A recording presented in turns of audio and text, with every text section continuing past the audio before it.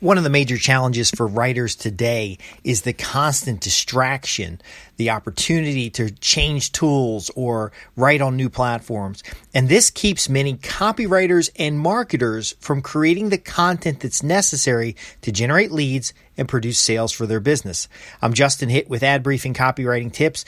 If it's hard to write, you simply won't do it. So let's talk about some ways to improve our writing process so that we can create more deliverables, meet more deadlines, and create more income from our writing. So first off, folks that listen to this podcast are writing copy to persuade and change the behavior of prospects in order to sell more and to ultimately convert or transform the client's opportunity. So meaning whoever buys your copy is going to use it and create some kind of result that's going to grow their business. It's going to pay for itself and ultimately make you a hero to that organization. So that means that every time you're lost in the struggle of writing, or you're finding that new app or gimmick, or you're often not sure of your direction, there's a customer out there or a client out there who is suffering and not getting the results that you can deliver to them. When you understand this, you're going to create a simplified writing environment that's essentially you and the typewriter, where you can knock out the work in a consistent manner. Now, what kind of work do we need to knock out? You need to knock out prospecting materials that generates leads and clients for your business. It's important to be able to write for the client, but if you can't write for yourself, then how will you attract the customers? Very often, it's very easy to write and publish today, and you'll be off distracted creating content for your website, creating special reports that nobody ever reads, or creating blog posts or even social media content, and never really reaching that target customer. So we have to ask ourselves, who is the target customer? Who's out there suffering? Who can you deliver salvation to and help them transform their business by creating more sales, more leads, even more profitable customers? That needs to be the motivation that gets you up each day to write that one letter that goes out. It says you're still available. Now, this can be a prospecting survey. This can be some kind of inquiry letter. This can be a review of content that you can see for a particular target customer that you'll then syndicate out in front of prospects and buyers. But if you're not generating leads, you're not generating opportunities to share what it is that you do to get the results that you're looking for. Another thing about a simplified writing environment is that rather than feeling dirty or even a little worried about selling your art, you realize that writing is a systematic approach to communicate ideas and concepts. And it really is not art. It's not creation. It is skill. And it's the application of that skill. Now, I know a lot of people want to be seen as creatives, as coming up with new ideas, but the depth of your knowledge in the skills of copywriting, in the experience of marketing, that depth is going to give you ideas and concepts that you can recycle. And then as you recycle, you're able to meet the needs of clients faster, better, with more accurate results. You need to know how to measure. You're not only measuring the results that your clients get, but you need to measure how many words per day you need to get down on paper in order to meet a deadline or produce a deliverable.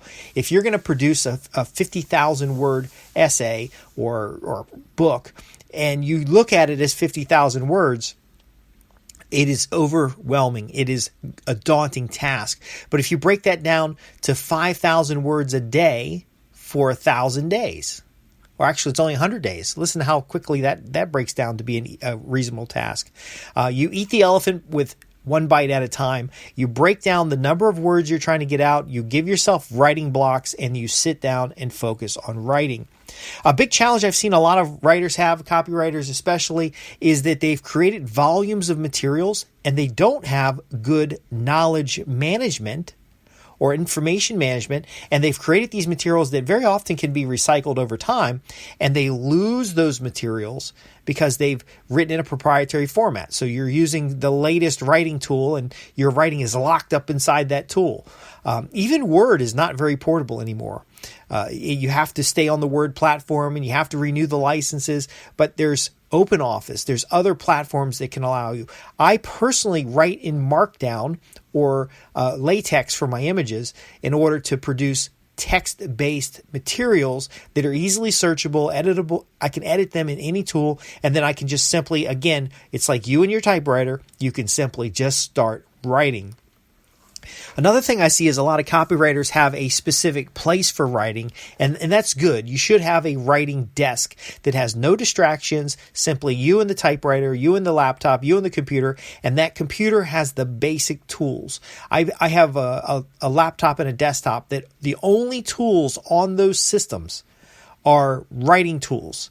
There aren't any I can of course open a browser and look at YouTube or something, but there's the focus on sources, there's the focus on deliverables, there's the focus on writing, and those other distractions, and many times are blocked by filters or blocked by network policy.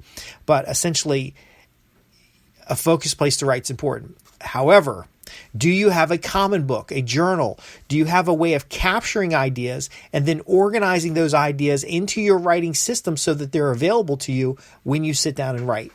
See, a lot of copywriters will have an idea in the shower and they just won't capture that idea, and they'll hope that idea stays around. But ideas are fleeting.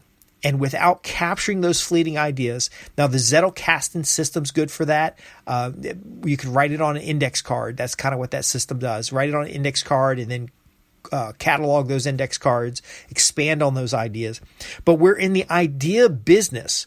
And if you're not generating ideas that produce leads or collect the interest of a specific target market, then you're missing out on opportunity. Because remember, when you write for free, you're just giving it away. You have to write for leads, write for sales. You have to write with purpose. And the best writing a copywriter can be doing is writing that you're paid to produce. That is writing for your clients and writing for your customers so that you can get the results that you need. Now, I compile all my materials. I most recently have put together 22 years of articles, special reports, and materials I've written for clients. It was 12,000 documents. Now, if you don't have a simple system to search those documents, if you don't have a system to be able to extract materials and digest those documents, then you might as well just delete the documents because you only have what's left in your brain. Now, I'm not going to recommend a specific system for you. I'm just saying keep that system simple. My 12,000 documents are in text files. They're in a language called Markdown, which is a very simple formatting language for documents. But because they're in text files, I can use any software platform available to edit, modify, and work with these documents. I can also check them into what's called a source repository, which allows me to do change controls and versioning. There are so many writers when I say, hey, do you have change controls? Do you know that if you get which documents you've given to an editor to review? Do you know which documents are due and what stage they are in the process? Do you even have a writing process?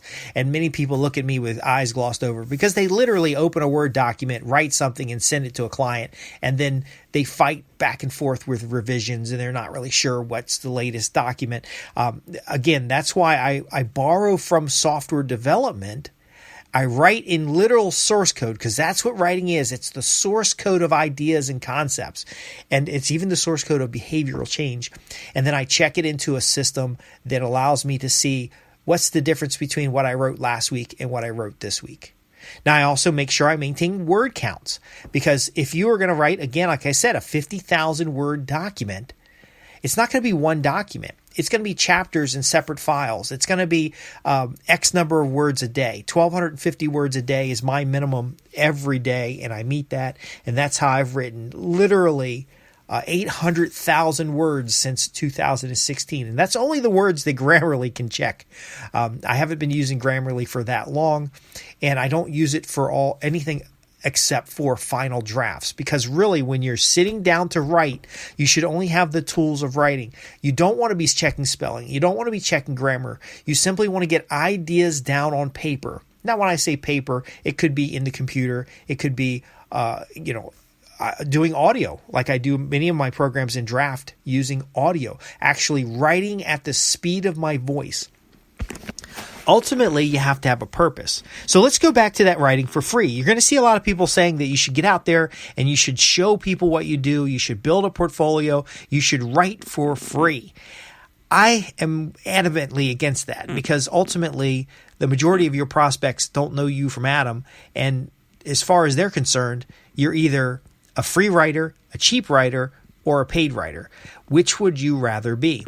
Well, I'd rather you be a paid writer. So rather than writing for free, hoping you'll gain some exposure, hoping someone will notice you, I want you to do a prospect newsletter. I want you to do something that produces the foundation for future credibility building materials. Here's what I mean by that. You write a lead piece, you get people on your mailing list. You either compile a mailing list like a Dream 100 and you send them letters that are pitching some kind of sales letter or pitching some kind of consultation, but you practice. You send letters to prospects offering them the products and services that you offer. Now, in the beginning, you're just going to have services, which is the writing services, the copywriting and marketing. That is fine. However, anybody who replies or inquires from a website or telephone call, they go on some kind of prospect newsletter. And that prospect newsletter is more writing, in-house writing, but it's not slapped all over the internet. It's basically, if you want information, ideas, and insights, you're going to join this newsletter and you're going to share not just how to write copy, because I know a lot of you copywriters are doing that, and that attracts copywriters. I want you to attract decision makers who hire copywriters. So you're going to write about how to hire a copywriter, what things to look for in a successful project, how to produce or communicate. And you're going to do this in the subject matter expertise that you have. So for example, my subject matter expertise is business development and risk management. Business development goes far beyond simply just marketing. It goes into, are we profitable? Are we producing a positive cash flow? A lot of other factors. So I'm going to write about those areas, not necessarily here because we're copywriters and we're working together to get better at the words that sell. But I have other newsletters that target specific audiences that share those concepts that demonstrate that I'm a unique solutions provider. And then ultimately when they engage me, it turns out that technical and writing communications, marketing and sales, that's the solution to the problem that they have. So your prospect newsletter is going to be talking about the problem your prospects have, and it's a bridge to the solutions that you offer. You're not going to teach them how to solve the problem. You're going to teach them what and why it's important to solve the problem.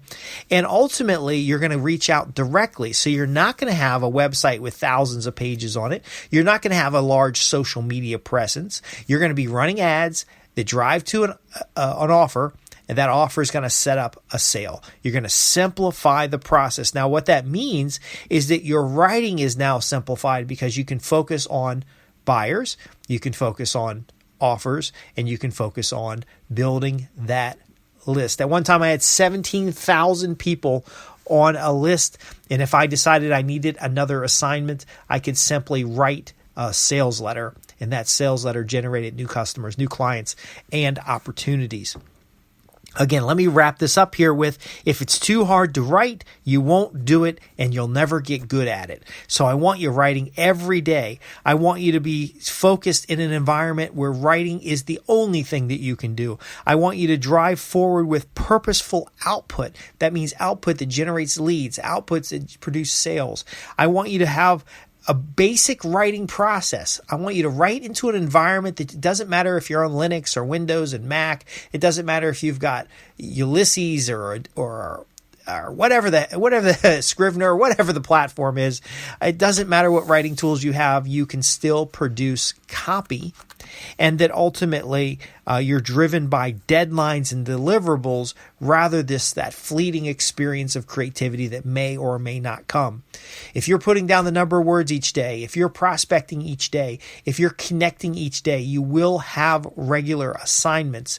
And I know it's not the Stephen King or Hemingway-esque approach of being a creative genius, but you don't have to be a creative genius to use words to sell. When you can identify the problems of a marketplace and you can let them know you have the solution, and then you can introduce them to evidence that your solution is good, and then ultimately make an offer that they can buy your solution. There's a large number of people out there who will get engaged with what it is you have to offer. You'll start going from freelance copywriter to start adding an assistant or an editor, and you'll gain that volume that's necessary to have a good, solid 6-figure income, even a 7-figure income for many of the clients who've worked with my programs over the years. Again, I'm Justin Hitt with Ad Briefing's Copywriting Tips, and this has been about simplifying that writing environment. Build for yourself an ecosystem that facilitates you getting clients, not just getting words on the page, but getting clients and deliverables for those clients. And you're building a library of materials that gives you a career, gives you depth, that gives you value to the marketplace. If you have questions about what I've covered here today, you can visit me at www.adbriefings.co.uk. This podcast is syndicated on Apple Podcasts, Google Podcasts, hundreds of channels. There are thousands of listeners. I am grateful that you have been a part of what we've done today here, but I don't know that I can't read your mind. So again, when you have questions about your writing environment, about tools, about deliverables, about getting results as a copywriter or a marketer, please visit us at www.adbriefings.co.uk. Go to the contact page, ask your question, and I'll even get you some free gifts because that's what we do here. I want you to be successful. Again, I'm Justin Hitt with Ad Briefing's Copywriting Tips. I'll see you in the next episode.